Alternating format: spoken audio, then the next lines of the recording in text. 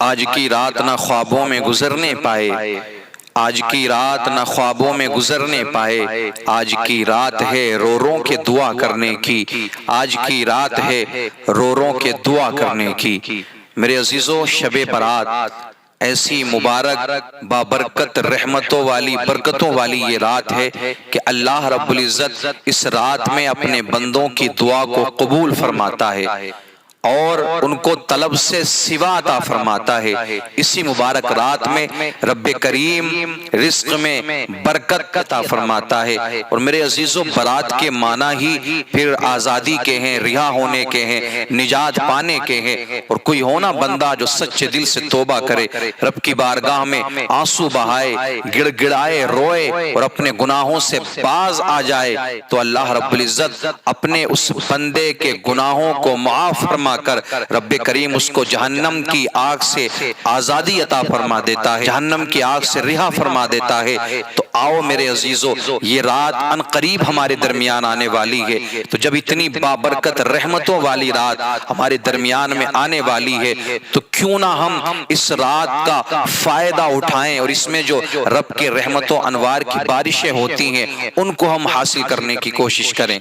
اس پوری رات کو اللہ کی عبادت میں گزاریں۔ آپ نے دیکھا ہوگا کچھ نوجوانوں کا یہ حال ہوتا ہے اس رات میں، اللہ اکبر،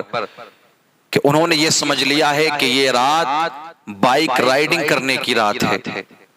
یہ رات گھومنے پھرنے کی رات ہے۔ میرے عزیزو، ہم پورے سال گھومتے ہیں، پورے سال سیر و تفریح کرتے ہیں، لیکن بہت کم ایسے موقع زندگی میں آتے ہیں کہ اللہ رب العزت کے خاص رحمت و انوار کی جب بارشیں ہوا کرتی ہیں۔ تو جب یہ رات ہمیں میسر ہو، ہمارے درمیان میں آ جائیں تو ہم اس کے لمحات کو ضائع نہ جانے دیں، بلکہ اس کے ایک ایک لمحے کو ہم قیمتی بنائیں، اس کے ایک ایک لمحے میں جو اللہ رب العزت نے برکتیں رکھی ہیں ان کو حاصل کرنے کی کوشش کریں، رب کی عبادت میں پوری رات گزاریں۔ پھر دیکھیں اللہ رب العزت آپ کو کتنی بلندیاں عطا فرماتا ہے۔ اس رات میں 5 برکتیں خاص ہیں: نزول رحمت، فیضان بخشش، فضیلت عبادت، تقسیم امور، قبول شفاعت۔ حضرت عبداللہ ابن عباس رضی اللہ تعالیٰ عنہ تقسیم امور کے حوالے سے فرماتے ہیں کہ پورے سال میں جو کچھ ہونے والا ہے سب کچھ اس رات میں لوح محفوظ پر لکھ دیا جاتا ہے۔ موت و حیات کا معاملہ ہو، رزق کا معاملہ ہو، بارش کا معاملہ ہو، یہاں تک فرماتے ہیں کہ یہ بھی لکھ دیا جاتا ہے کہ فلاں فلاں انسان اس سال حج کرنے والا ہے۔ حضرت علی کرم اللہ وجہ الکریم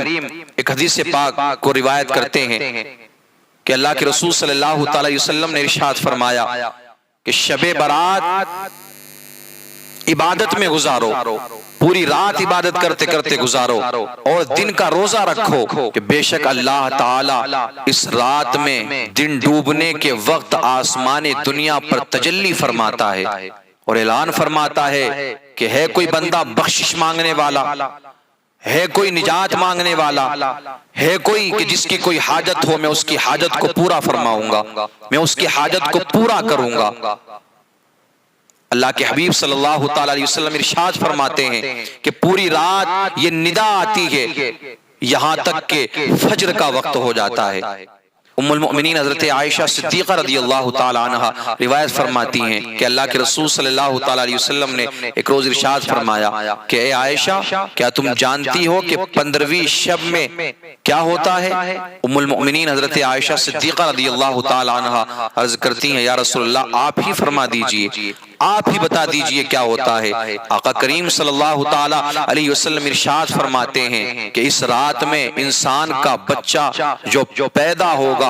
وہ لکھ دیا جاتا ہے، جو مرے گا اس کے حوالے سے بھی لکھ دیا جاتا ہے، اور کس کو کتنا رزق دیا جائے گا وہ بھی اس رات میں لکھ دیا جاتا ہے، اور لوگوں کے سارے اعمال پیش کیے جاتے ہیں اور ان کی روزیاں اتار دی جاتی ہیں۔ ام المؤمنین حضرت عائشہ صدیقہ رضی اللہ تعالیٰ عنہ فرماتی ہیں کہ اللہ کے رسول صلی اللہ تعالی علیہ وسلم شعبان کے مہینے کے روزے رکھا کرتے، یہاں تک کہ رمضان سے ملا دیتے۔ اب فرماتی ہیں کہ میں نے آقا کریم صلی اللہ تعالی وسلم سے عرض کی، یا رسول اللہ آپ کو اس مہینے کے روزے بہت پسند ہیں۔ آقا کریم صلی اللہ تعالی وسلم نے ارشاد فرمایا، اے عائشہ اس مہینے میں ملک الموت نام لکھ لیتے ہیں ان لوگوں کا کہ جن کی اس سال موت آنے والی ہے۔ تو میں روزے اس لیے رکھتا ہوں کہ جب میرا نام لکھا جائے تو میں روزے کی حالت میں ہوں۔ تو میرے عزیزوں، رات کو اور اس پورے مبارک مہینے کو، ماہ شعبان کو اللہ کی عبادت میں گزاریں،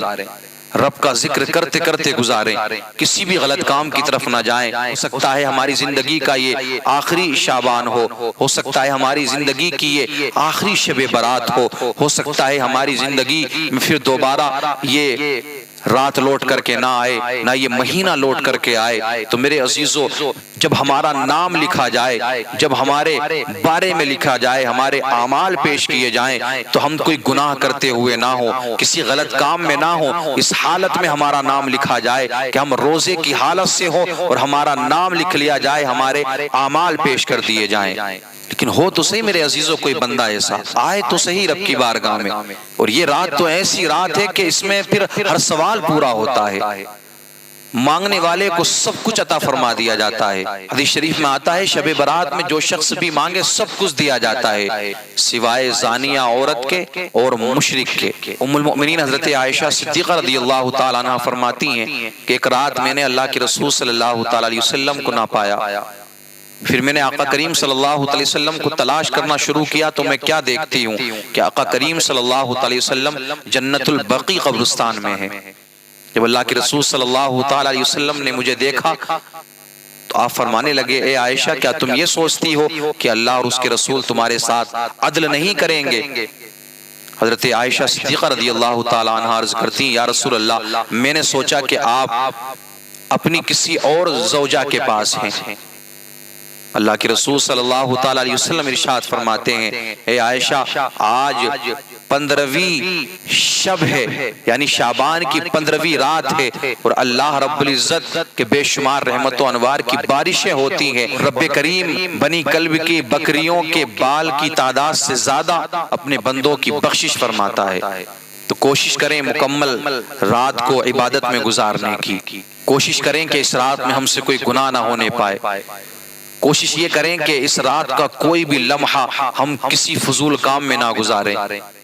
بلکہ اپنی پیشانی کو رب کی بارگاہ میں جھکا دیں، سجدے میں جھکا دیں۔ میرے عزیزوں اسی میں کامیابی ہے، ورنہ آپ دیکھتے ہیں کہ ہر سال ہمارے درمیان یہ رات آتی ہے، ہوتا یہ ہے کہ ہر سال کوئی نہ کوئی بات سننے میں آ جاتی ہے کہ نوجوان موٹر سائیکلوں سے نکلے تھے اس رات میں گھومنے کے لیے، سیر و تفریح کرنے کے لیے، اور نہ جانے کتنی ماؤں نے اپنے جوان بچوں کو کھو دیا۔ انہوں نے موٹر سائیکلوں میں ریس لگا دی اور ایسی ریس لگائی کہ وہ زندگی کی